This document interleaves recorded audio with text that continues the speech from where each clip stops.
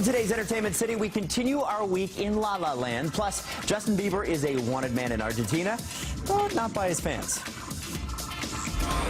Is it too late now to say sorry? Yeah. Sorry just won't cut it for the Biebs. A judge in the South American country has indicted the Canadian star for ordering his bodyguards to attack a photographer and stealing his gear back in 2013. The What Do You Mean singer could now face an arrest if he tries to enter the country. The bad news comes just before Bieber begins the South American leg of his Purpose tour. Great timing. While he's not slated to perform in Argentina, his lawyers plan to appeal the indictment and hope to kick off the tour without a hitch.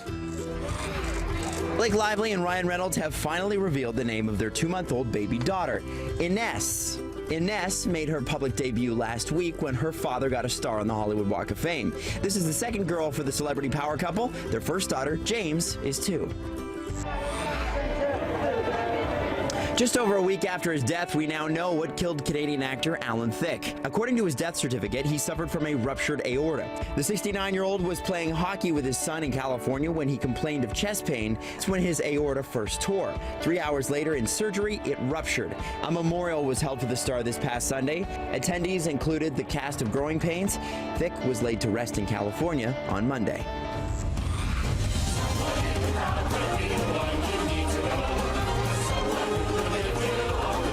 Continue with our week in La La Land. Terry Hart chats with Ryan Gosling about the unique style of the musical.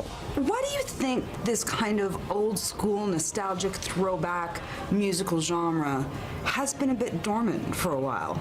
Well, I don't know. That's a good question. I guess they fell out of fashion for a while, but it seems as though people are ready for that style again. Doing something kind of creative and original in this way, but also that has that nostalgia for something like that, it can be very, I think, risky for people to want to give money to something that hasn't been like tried and tested, like songs that people don't know. City of stars, there's so much that I can't see. It was worth the challenge?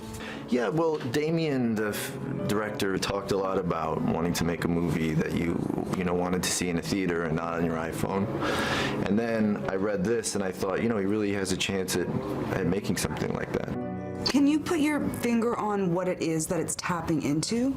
I think at the core, it's just about pursuing your dreams despite the obstacles, and I feel like that's always a strong theme, but for whatever reason, that's resonating with people right now.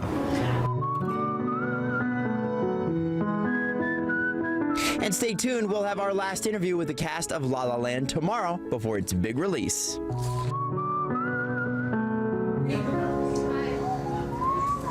That movie's just going to be so huge. As always, hear entertainment news here first in the morning and anytime on Twitter @EntCity.